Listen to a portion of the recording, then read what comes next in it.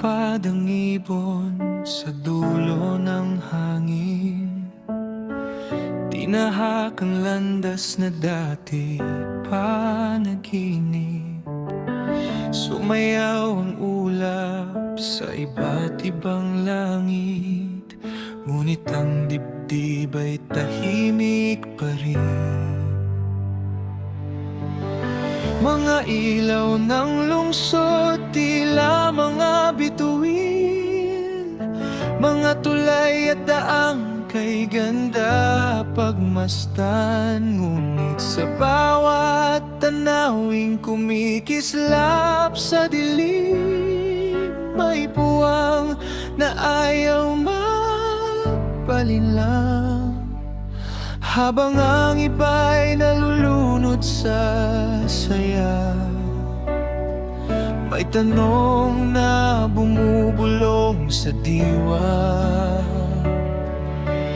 Bakit tila may kulang sa biyaya, kahit ang mundo'y nasa harapan na? Di palang bundok, di palang dagat, di palang layong kay hirap marating.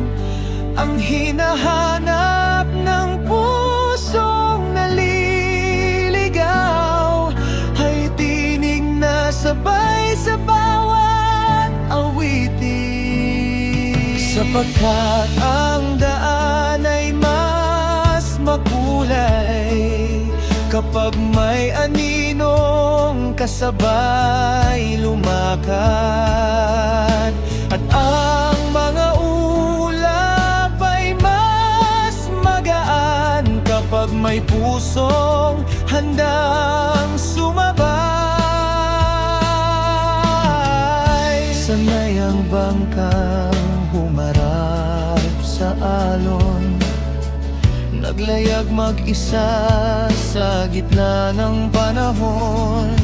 Sanay ang bituing magningning sa dilim, kahit walang kasama sa himpapawirin. Ngunit sa bawat himig ng banyagang hangin,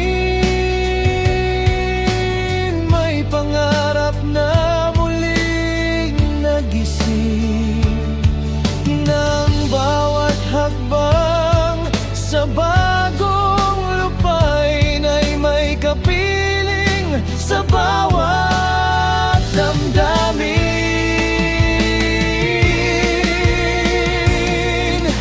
Ano ang saysay ng libong tanawin kung walang mata na kasabay tumingin?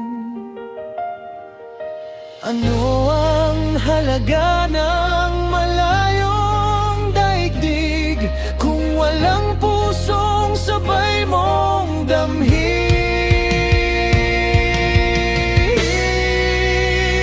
Di palang bundok, di palang dagat, di palang gamin ng bansang narating. Ang tunay na yaman ng bawat paglalakbay ay pusong kasamay sa bawat ngiti. At sa dulo ng ulap, sa haba ng daan, may lihim na aral na kusang natagpuan, na ang kaligayahan